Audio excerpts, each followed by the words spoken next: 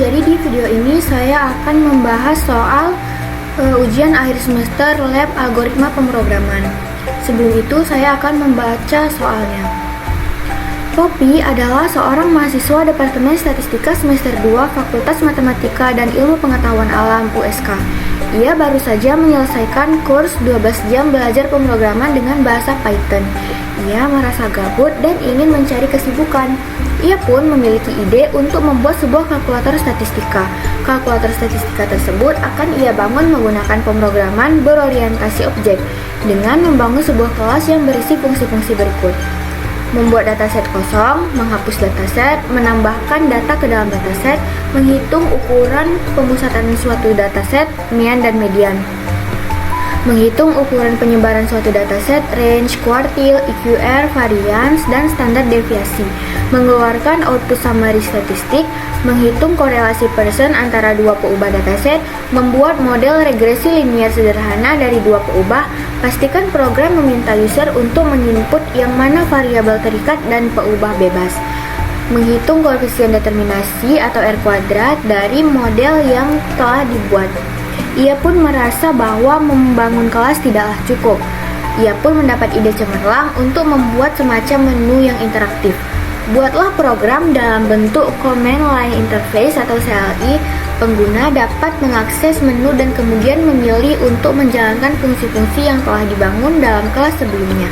CLI yang baik harus dapat menampilkan menu pilihan, menerima input dari user, kemudian menampilkan keluaran berupa hasil perhitungan dengan format yang jelas dan informatif. Selain itu, CLI yang baik juga harus dapat menangani error dengan baik. Ia memastikan untuk membuat program yang dapat menangani error berupa user input yang tidak valid, misalnya input karakter saat diminta angka atau input di luar opsi antarmuka. Perhitungan dataset kosong, jumlah data berbeda saat menghitung korelasi dan atau regresi. Membuat dataset dengan nama yang sudah digunakan. Menghapus dataset yang tidak ada saat Poppy membuka laptop dan mulai menulis programnya. Ia membuka pengumuman SNBT dan ternyata lulus ke Fakultas Kedokteran Universitas Indonesia. Ia lantas meninggalkan ide itu dan tidak melanjutkan. Kemudian, karena ditinggalkan dan tidak dipedulikan, ide itu mengambil perwujudan sebuah naga jahat yang menghantui Fakultas Matematika dan Ilmu Pengetahuan USK. Naga jahat itu akan terus menghantui Fakultas Matematika dan Ilmu Pengetahuan USK sampai 113 orang menuliskan program Poppy. Tugasmu adalah menuliskan program berdasarkan ide Poppy yang ia tinggalkan. Pastikan program ditulis mudah digunakan dan dipahami, dan juga diterapkan modularitas kode yang baik.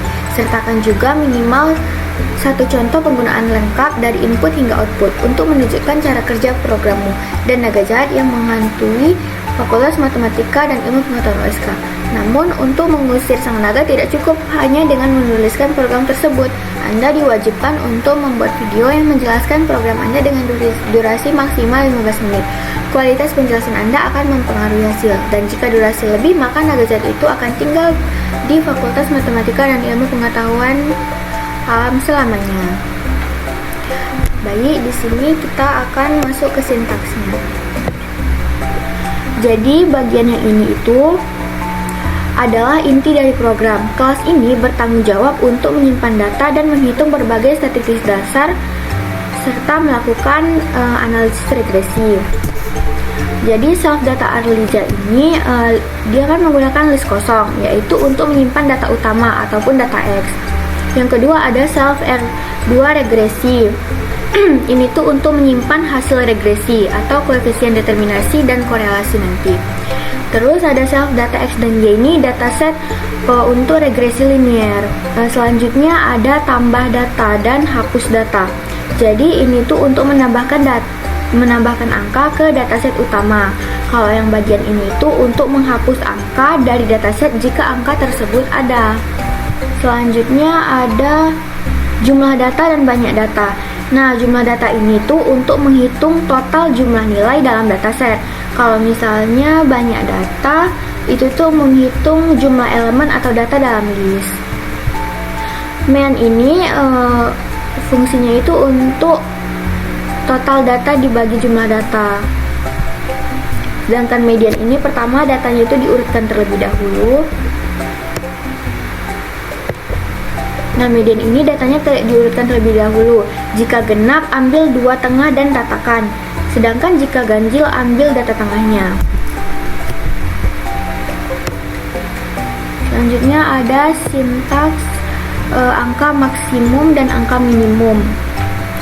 Ini tuh dia mengembalikan nilai terkecil dan terbesar di dataset.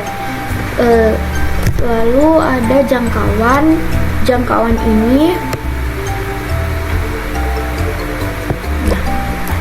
ini itu untuk mengukur sebaran data, selisih maksimum dan minimum yang telah dibuat pada fungsi sebelumnya. Lalu ada varians dan standar deviasi. Varians ini kan untuk mengukur sebaran kuadrat dari mean. Sedangkan standar deviasi yaitu akar dari varians yang memberi gambaran sebaran dalam satuan hasilnya. Sedangkan di sini ada kayak konversi input ataupun mengubah input teks, angka dipisahkan spasi atau enter menjadi list float, berguna untuk inputan CLI nanti. Di sini saya membuat fungsi tambahan rata-rata untuk menghitung mean dari list yang diberikan. Umumnya digunakan untuk regresi. Lalu di sini ada regresi linear dan korelasi.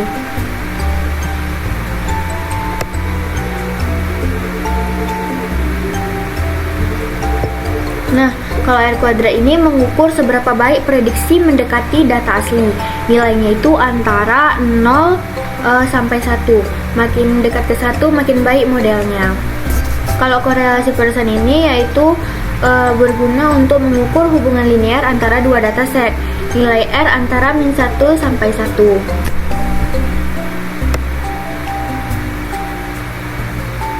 Tambah data regresi ini yaitu untuk memasukkan pasangan X dan Y ke variabel regresi.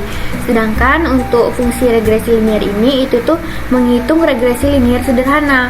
Kalau B-nya nanti kita akan dapat B atau kemiringan, A itu intercept, serta kita mencetak persamaan dan hasil analisis. Persamaannya itu yaitu Y sama dengan A ditambah B kali X.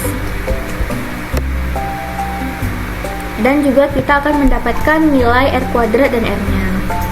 Sedangkan ringkasan statistik ini tuh fungsi untuk menampilkan semua hasil statistik sekaligus termasuk mean, median, minimum, maksimum, jangkauan, varian, standar deviasi, IQR, kuartil 1 dan 3, R kuadrat dan R jika sudah dihitung.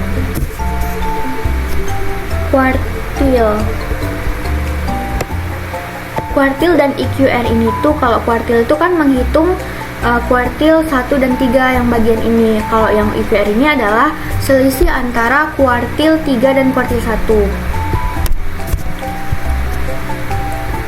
Selanjutnya kita masuk ke bagian kalkulator CLI-nya.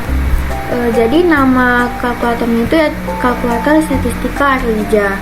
Di bagian ini tuh menyediakan opsi tambah data, hapus data, lihat dataset, lihat ringkasan, input data Y, hitung regresi, dan keluar dari program. Di sini kita dapat menjelaskan bahwa struktur terakhir itu ada penutup nih untuk memanggil data yang sudah kita buat. Lalu mari kita menggunakan kalkulator CLI yang telah kita buat. Kita run terlebih dahulu. Akan muncul kalkulator seperti ini. Pertama kita akan menambahkan data. Masukkan data X dan pisahkan dengan spasi.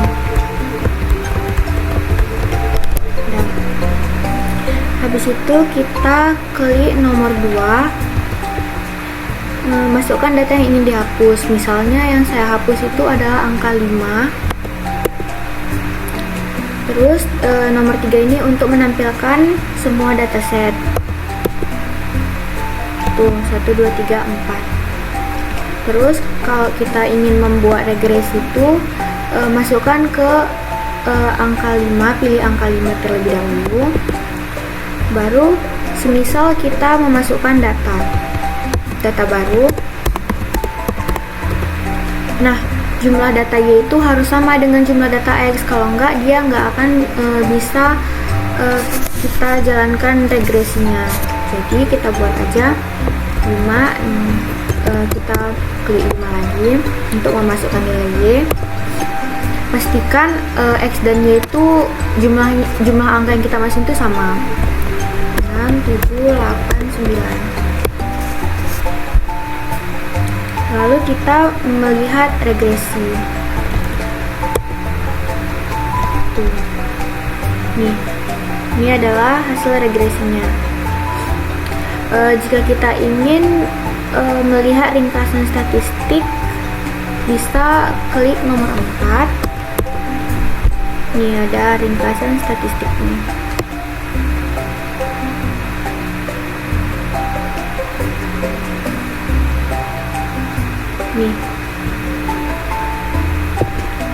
Jika kita selesai menggunakan kalkulatornya, bisa klik 0.